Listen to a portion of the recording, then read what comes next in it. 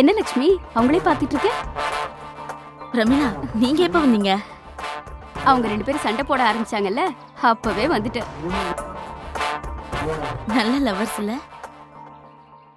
சண்டை போட்டாங்க, ஆனா வழுத உடனே சேர்ந்துட்டாங்க பாத்தீங்களா? அதெல்லாம் லவ் பண்ணும்போது மட்டும்தான் நடக்கும். கல்யாணம் ஆனதும் மாறிடுவாங்க. சண்டை போட்ட உடனே ஸ்ட்ரைட்டா கோர்ட் வாசல் தான். அவங்கள விடு, நீ என்ன பண்ண? உன் புருஷன்கிட்ட சண்டை போட்டியா இல்லையா? சண்டை போட்டுதான் இப்ப நான் ஃபீல் பண்ணிட்டு இருக்கேன். என்ன ஃபீல்? இல்ல பிரமிளா, நாங்க சண்டையே போட்டாலும் பேசாமலாம் இருந்ததில்ல. அவங்கள மாதிரிதான் இப்ப வரைக்கும் மாறாம வாழ்ந்துட்டு இருக்கோம். ஆனா இப்ப பேசாம இருக்கோமா, அதான் ஒரு மாதிரியா இருக்கு. எதையோ இழந்த மாதிரி இருக்கு. ஒரு நாள் பேசலன்னு உடனே இவ்ளோ ஃபீல் பண்றியே, இதே ஃபீலிங் உன் புருஷன்கிட்ட இருக்குமா? நீ பேசலனாலும் அவர் வந்து உன்கிட்ட பேசிருக்க வேண்டியதானே? அப்ப அவர் மனசுல என்ன இருக்கு? நீ இல்லாமலே வாழ முடியும், அப்படிதானே? இல்ல பிரமிளா, அவர் என் முகத்தை பார்த்து நின்னுட்டே இருந்தாரு. நான் தான் பேசாம நகர்ந்து போயிட்டேன். அது தான் உண்மையானவன்னு நடிக்கிறதுக்கு போடுற வேஷம். அத பார்த்து ஏமாந்துடாத. மதுபாலாவா அவர்கிட்ட பேசினியா? இல்ல. அங்கதான் நீ தப்பு பண்ணிட்ட. சண்டை போட்ட உடனே நீ போனை போட்டு பேசியிருந்தனா உன் ஹஸ்பண்டோட உண்மையான முகம் உனக்கு தெரிஞ்சிருக்கும். எனக்கு இப்ப அவர் மேல இருக்க கவலையை விட சூர்யா மேலதான் கொஞ்சம் அதிகமா இருக்கு. அவனுக்கு என்னாச்சு? நாங்க போட்ட சண்டையில ரொம்ப டிஸ்டர்ப் ஆயிட்டான். என் வாழ்க்கை தப்பா பண்ணணும் பிரச்சனை இல்ல, ஆனா என் பையன் வாழ்க்கை நல்லா இருக்கணும். சூர்யா வாழ்க்கை நல்லா இருக்கணும்னா முதல்ல உன்னை சுத்தி நல்லது நடக்கணும். உன் பையன் அம்மாவை பார்க்கணும், அப்பாவை பார்க்கணும்னு அலையக்கூடாது. நீ கண்டதைய நினைச்சு மனசு போட்டு குழப்பிக்காத. அவன் சின்ன பையன், அவனுக்கு ஒன்னும் புரியாது. பேசிட்டு உடனே மறந்துடுவான். சூர்யா நீ நினைக்கிற மாதிரி கிடையாது. அவன் எல்லாத்தையும் மனசுக்குள்ளேயே வச்சிட்டு இருப்பான். ஒரு விஷயம் தெளிவா புரிஞ்சுக்க லட்சுமி. சூர்யா ஏன் டிஸ்டர்ப் ஆகுறா? நீங்க 2 பேரும் சண்டை போடுறதுனால தானே? அப்போ வாழ்க்கை முழுதும் சண்டை போடாம இருக்கிறத பத்தி மட்டும் யோசி. உன் ஹஸ்பண்ட் எப்படிப்பட்டவர்னு முதல்ல தெரிஞ்சுக்கோ. எல்லாரும் வீட்டுல இருக்கிற மாதிரியே வெளியே இருக்க மாட்டாங்க. அதனால முதல்ல பிரச்சனைகளை புரிஞ்சுக்கிட்டு எல்லாத்தையும் கிளியர் பண்ணி சந்தோஷமா வாழு. நீ சொல்றது சரிதான், ஆனா எனக்கு மதுபாலான்ற கேரக்டர் வேணான்னு தோணுது. அது இன்னும் பிரச்சனைகளை தான் உண்டாக்கும். நம்பிக்கை யார் மேலேயும் அதிகமா வைக்காத. அது பின்னாடி வலிய தர்றப்ப உன்னால தாங்கிக்க முடியாது, ரணமா இருக்கும். எனக்கு என்னவோ பிரச்சனைகள் வராதுன்னு நம்பிக்கை இருக்கு. என் புருஷன் ரொம்ப நல்லவர். அவருக்கு சின்ன சின்ன பிரச்சனைகள் இருக்கலாம், ஆனா அது என்னையோ சூர்யாவையோ பாதிக்கிற அளவுக்கு இருக்காது.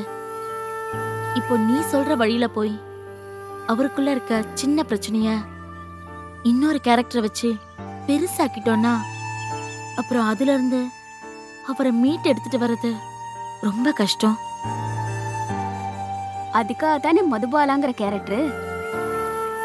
உன் புருஷன் நல்லவர் தானே? எவ்வளவு சலனப்படுத்தினாலும் சலனப்படக்கூடாதுல்ல. நேர்மே உன்னை சுத்தி வரணும்ல. அதுக்காக அந்த சஞ்சலத்தை நாமளே ஏற்படுத்த வேண்டான்னு பாக்குறேன். இப்ப நீ சலனப்படுத்தலனாலும் ஏதாவது ஒரு வழியில அவர் சலனப்படுறதுக்கு உண்டான வாய்ப்புகள் கண்டிப்பா வரும். மதுபாலா மாதிரி பொய்யா இல்லாம ஏதோ ஒரு பேர்ல உண்மையான ஒரு கேரக்டர் வரும். அப்போ உன்னால ஒண்ணும் பண்ண முடியாது. அதுக்கு முன்ஜாக்கிரதையா இருந்தா சொல்றேன். மதுபாலா எங்க போய் முடியும்னு நினைக்கிறப்போதான் கொஞ்சம் பயமா இருக்கு. அந்த கேரக்டர் நம்மோட பாதுகாப்புக்காக நாம உருவாக்கினது. பிரச்சனைன்னு ஒண்ணு வந்தா நாம அதை எப்ப வேணாலும் முடிச்சுக்கலாம். அந்த லவ்வர்ஸ் மாதிரி எப்பவோ கிடைக்கிற சின்ன சின்ன சந்தோஷத்துக்கெல்லாம் ஆசைப்பட்டு வாழ்க்கையில கிடைக்கிற பெரிய சந்தோஷத்தை இழந்துடாத. என்னோட அனுபவத்துல நான் உனக்கு தப்பான விஷயத்த சொல்ல மாட்டேன். ஏன்னா எனக்கு நீ ரொம்ப முக்கியம்.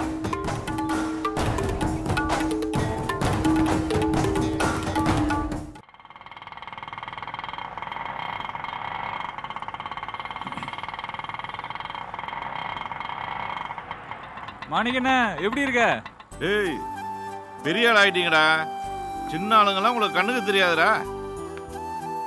இல்லண்ணா வேலை இருக்குல்லண்ணா. சும்மா இங்க வந்து உட்காந்துருந்தா யாருன்னு சோறு போடுவா? ஒத்தாளுக்கே இந்த உழைக்கிறிய. உனக்கு கல்யாணம் பண்ணி புள்ள குட்டின்னு ஆகி போச்சுன்னா இந்த பக்கமே பார்க்க முடியாதுடா உன்ன. அதெல்லாம் உண்ணா, அதெல்லாம் நடக்கிறப்ப பாத்துக்கலாம். ஆனா அப்புறம் வண்டியில பின்னாடி ஏதோ சுரு சுருன்னு சவுண்ட் வந்துட்டே இருக்குண்ணே. என்னன்னு கொஞ்சம் பாருங்களேன். சரி, சாவியை கொடு.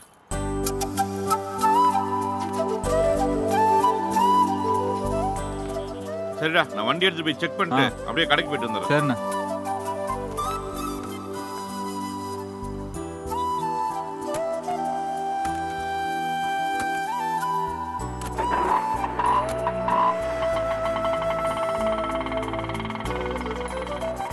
என்ன சிட்டியண்ணா? வாடா, போன் பண்ணி வர சொன்னா தான் பார்க்க வருவீங்க, இல்லாட்டி பார்க்க வரவே மாட்டீங்க. அண்ணா டியூஷன் போயிட்டு படிக்கிறதுக்கே நேரம் சரியா போயிடுது. இல்ல எங்க இருந்துனா நான் வருது? டேய், நீ நல்லா படிச்சாலே போதும்டா, சும்மா கலாச்சுண்டா. அப்புறம் வர்ற புதன்கிழமை அன்னைக்கு நீ டியூஷனுக்கு லீவ் போடுவியான். மேடம் ஆர்டர் பண்ணிருக்காங்கப்பா. என்ன புதன்கிழமை அன்னைக்கு ஸ்பெஷல்? அதாவதுடா, வீட்ல அவங்க அப்பா அம்மா ஊருக்கு போறாங்க. அதனால உன் கூட ஃப்ரீயா டைம் ஸ்பெண்ட் பண்ணலாம்னு நினைக்கிறாங்கடா. அவ்வளவுதான் மேட்ரு. அது மட்டும் இல்லாம ஆட்டோல ஏறி ஊரையே ரவுண்ட் அடிக்கணுமாண்டா. அதான் ஆட்டோலாம் இப்பவே சரி பண்ணி வைக்கலான்னு வந்திருக்கேன். சரியா? அதே மாதிரி நீ இப்ப கிளம்ப ஆரம்பிச்சிரு தம்பி. ஷார்ப்பா புதன்கிழமை மணிக்கு 4 மணிக்கெல்லாம் அங்க இருக்கணும். சரியா? இல்லாட்டி மேடம் உனக்கு பனிஷ்மெண்ட் கொடுத்துருவாங்க தம்பி. சரி சரி, நான் இன்னைக்கு ஷார்ப்பா வந்துடுறேன்னு மேடம் கிட்ட சொல்லி வை. Right, okay. வண்டி வந்துருச்சு. என்னாச்சுண்ணா? டேய், வண்டியில பேரிங் போயிடுச்சுடா. அச்சச்சோ. வண்டி எடுத்துட்டு ஊர் சுத்திட்டு இருக்காத. எங்கேயாவது வீல் லாக் ஆகி நின்னு போயிரும்டா. நான் ரெடி பண்ணி வைக்கிறேன், காலைல வந்து வண்டி எடுத்துட்டு போ. அண்ணா, காலைல ஸ்கூல் சவாரி எல்லாம் இருக்குண்ணா. எனக்கு தெரியாதா? அதுக்குள்ள ரெடி பண்ணிடுறேன்டா. ஆமா, பெரிய மனுஷன் என்னடா சொல்றாரு? அவரு இந்த மெக்கானிக் செட்டை வேலைக்கு கேக்குறாருண்ணே.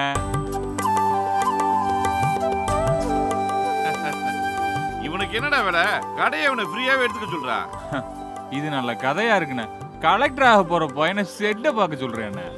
அண்ணே நான் கிளம்புறேனே, ஆளை விடுங்க, நான் கிளம்புறேன். எங்கடா போறீங்க? வாடா. டேய், நாளைக்கு இதே நேரத்துக்கு கடைக்கு வந்துடுறா. நம்ம போய் உனக்கு ட்ரெஸ் எடுத்து வந்துருவான். எனக்கா? ஆமாண்டா. தேங்க்ஸ்ண்ணே. என்னண்ணே புதுசா பையனுக்கு ட்ரெஸ் எல்லாம் எடுத்து கொடுக்குறீங்க? ஆமாண்டா, பிறந்த நாளுக்கு ட்ரெஸ் எடுத்து கொடுக்கலான்னு பார்த்தேன். ஆமா இல்ல, இந்த நேரத்துல என் கையில காசு இல்ல. இப்ப காசு இருக்கு, எடுத்து கொடுத்துருவான். சரிண்ணே, ஓகேண்ணே, நான் கிளம்புறேன். காலைல வண்டி கொஞ்சம் ரெடி பண்ணி வைங்க, சவாரி போகணும். கிளம்புங்க, நான் ரெடி பண்ணி வரேண்ணே. வாங்க போலாம். என்னடா அப்புறம் போகலாம். என்ன புது ட்ரெஸ் எல்லாம் போட்டு ஜாலியா இருப்ப?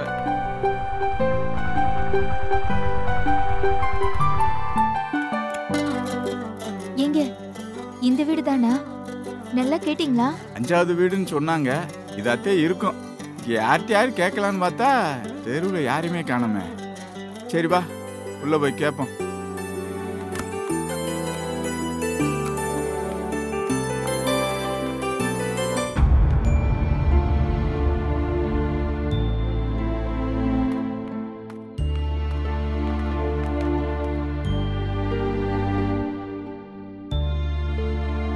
சிவானி, யாருமே இல்லையேங்க.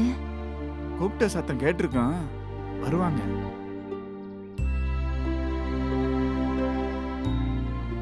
வீடு நல்ல பெருசா இருக்குல்ல?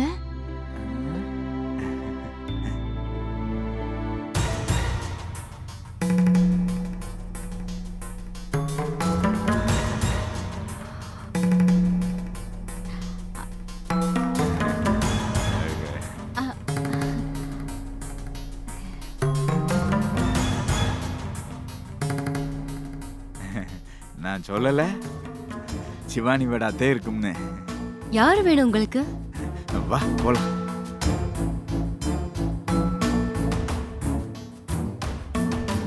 வணக்கம்மா. வணக்கங்க.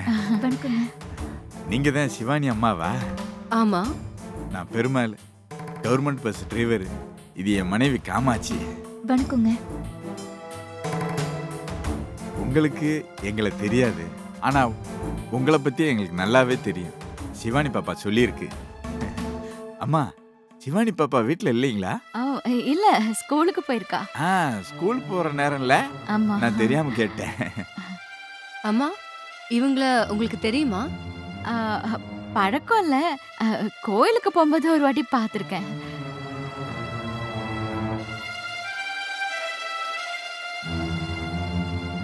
உங்களுக்கு என்ன வேணும்? உங்களுக்கு நன்றி சொல்லிட்டு போலான்னு வந்தோம்மா. இன்னைக்கு என் புள்ள நல்லா படிக்கிறான்னா அதுக்கு முக்கிய காரணமே உங்க பொண்ணோட ஃப்ரெண்ட்ஷிப் தான்மா.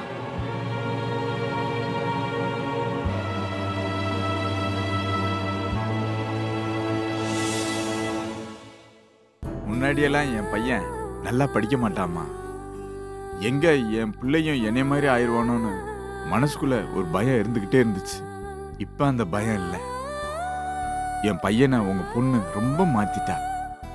ஒரு வகையில இதுக்கு காரணம் நீங்களும் உங்க வளர்ப்பும் தான். சிவானியா இந்த அளவுக்கு பக்குவத்தோட நல்ல பொண்ணா வளர்த்திருக்கீங்க. இந்த மாதிரி ஒரு பொண்ணு என் பையனுக்கு ஃப்ரெண்டா கிடைச்சது நினைச்சு தினம் நான் சந்தோஷப்பட்டுக்கிட்டு இருக்கேம்மா.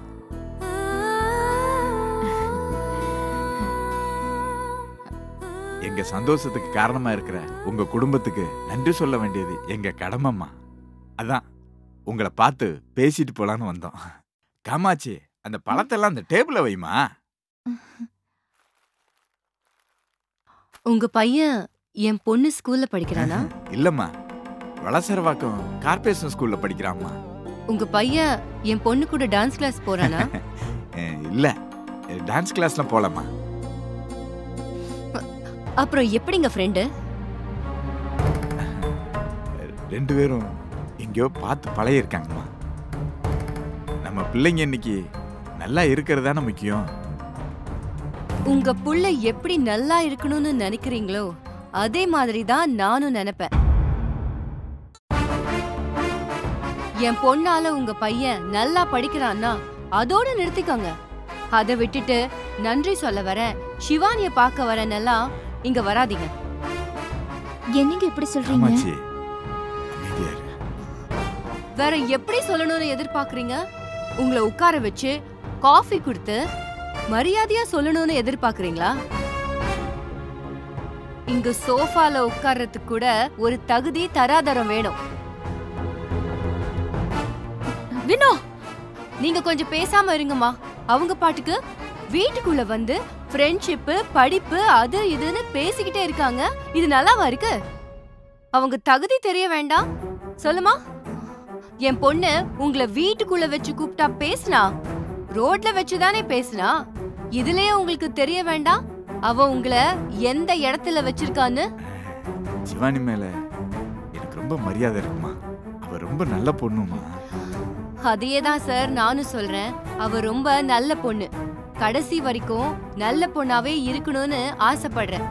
அவளுக்காக ஒவ்வொரு விஷயத்தையும் பார்த்து பார்த்து செஞ்சுக்கிட்டு இருக்கேன். உங்க பையனோட கெட்ட சவகாசம் என் பொண்ணோட வாழ்க்கைய பாதிக்க கூடாது.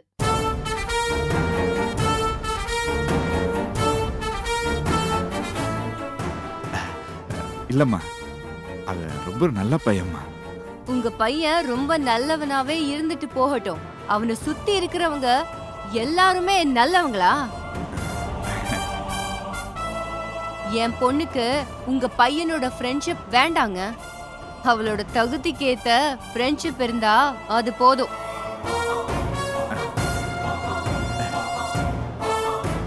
நான் என் பொண்ணு யூஸ் பண்ற பென்சில் கூட லோக்கல் பிராண்டா இருக்கிறத நான் விரும்பல. இத நான் பணம் இருக்குங்கிற திமிர்ல பேசல.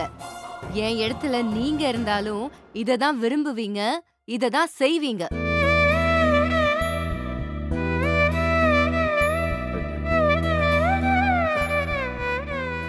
நீங்க சொல்றதெல்லாம் சரிதாம்மா. ஆனா நீங்க கேக்குற லோக்கல் பெருசெல்லாம் பிஞ்சு மனசுகளுக்கு தெரியாது இல்லம்மா. அத தெரிஞ்சுதான் வளர்க்கணும். நாளைக்கு என் பொண்ணு நல்லா இல்லாம போறத என் கண்ணால பார்க்க முடியுமா? அப்படி சொல்லாதீங்க. அவ நல்லா இருப்பா. அவ எங்களை பொறுத்த வரைக்கும் எங்க பொண்ணு மாதிரிதான். மனசார கூட கெட்டது நினைக்க மாட்டோம். உங்க உறவே அவளுக்கு வேண்டான்னு சொல்லிட்டு இருக்க. நீங்க என்னடானா பொண்ணுக்கு என்னன்னு பேசிட்டு இருக்கீங்க.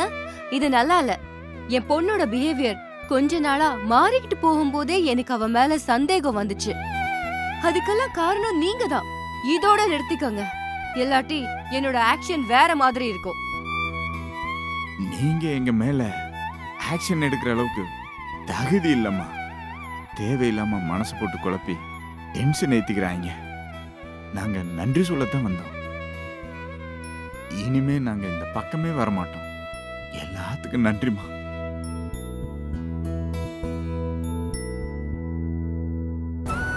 கிளம்பலாம் காமாட்சி.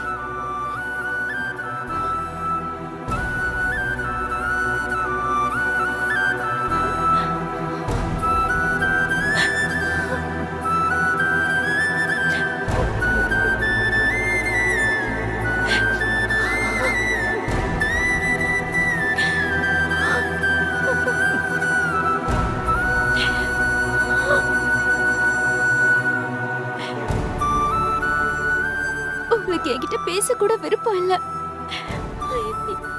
என் மேல கோவம் இருக்கும். ஆனா இத என்னால சொல்லாம போக முடியாது. உங்களுக்கு வயசு இருக்கு, நிறைய பணம் இருக்கு. தயவு செஞ்சு இன்னொரு பிள்ளைய பெத்துக்கோங்க. மொத்த பிள்ளைய சிவானிய விட்டுறாதீங்க.